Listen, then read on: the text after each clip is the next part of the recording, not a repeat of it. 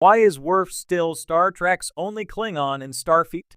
37 years after Lieutenant Commander Worf, Michael Dorn, made his debut as Starfleet's first Klingon in Star Trek: The Next Generation, Star Trek still hasn't had any other full-blooded Klingon Starfleet officers. Worf was highly visible as a Starfleet Klingon and had an illustrious career that matched that visibility. Worf was promoted to Chief of Security on the USS Enterprise D after the death of Lt.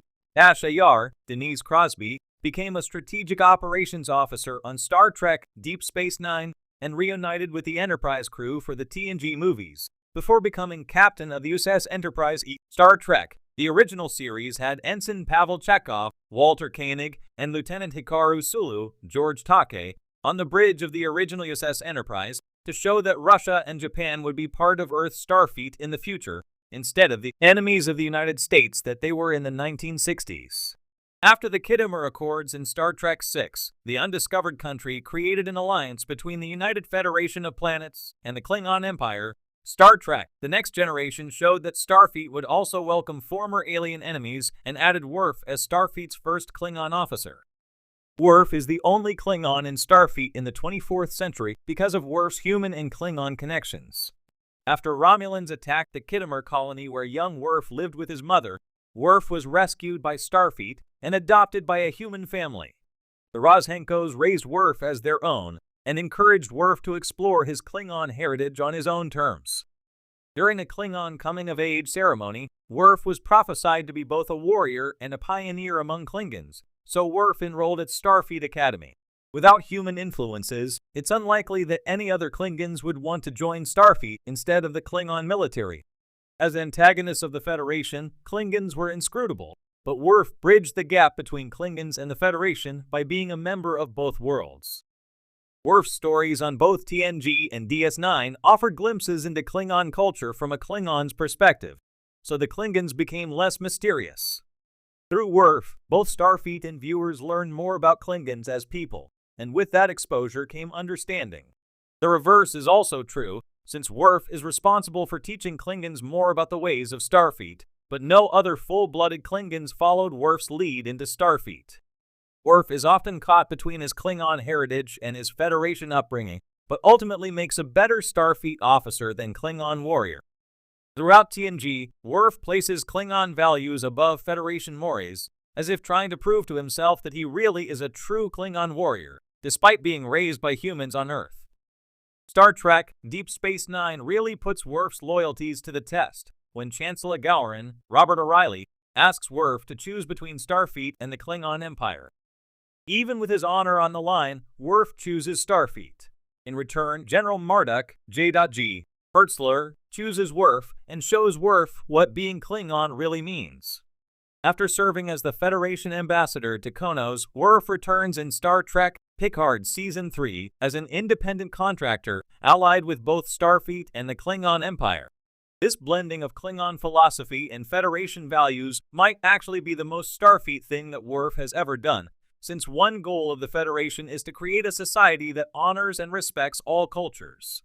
Worf takes pride in both his Klingon heritage and his Starfleet career, and blends these disparate cultures within himself.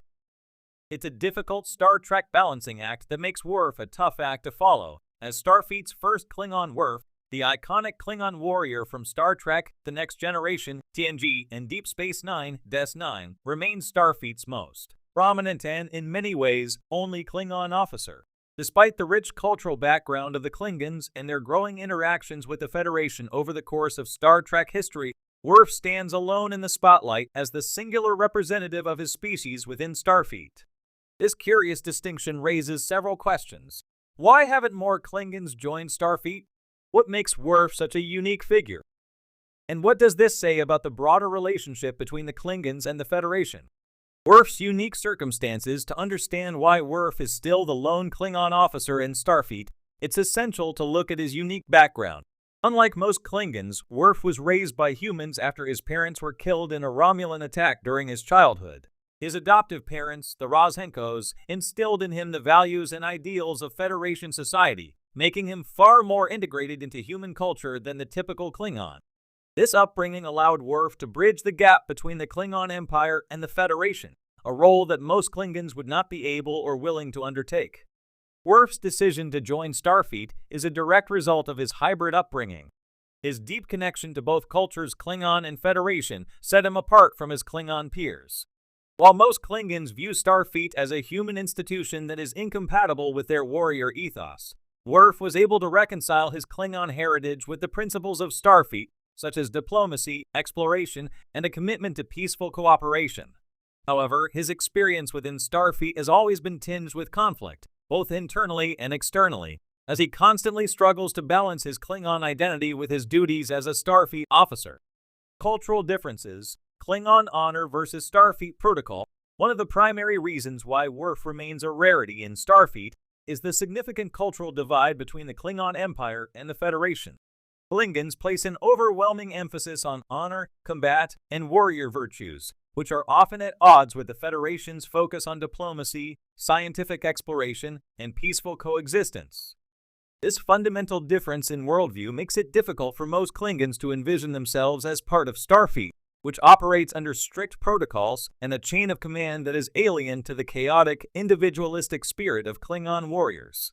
Starfleet officers are trained to think in terms of strategy, negotiation, and problem-solving that often eschews direct conflict, while Klingons are more likely to see honor in the immediate resolution of disputes through combat.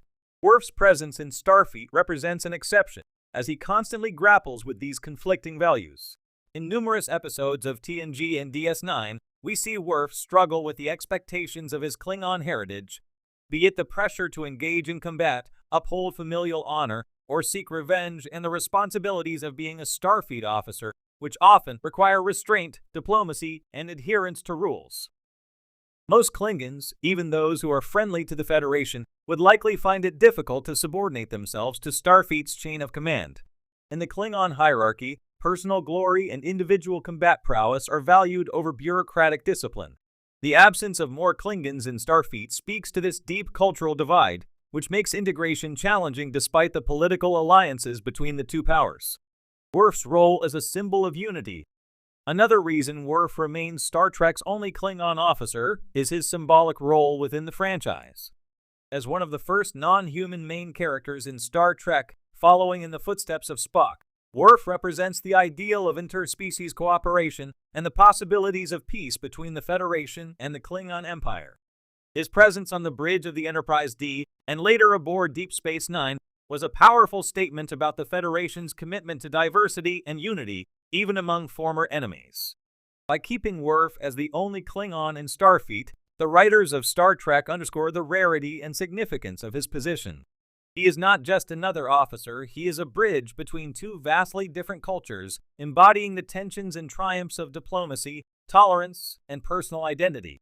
If more Klingons had joined Starfleet, it could have diluted Worf's unique role as a cultural ambassador and would have lessened the dramatic tension surrounding his character's personal struggles.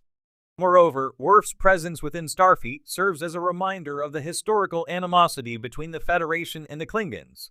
While the two powers eventually form a tenuous alliance, their past conflicts,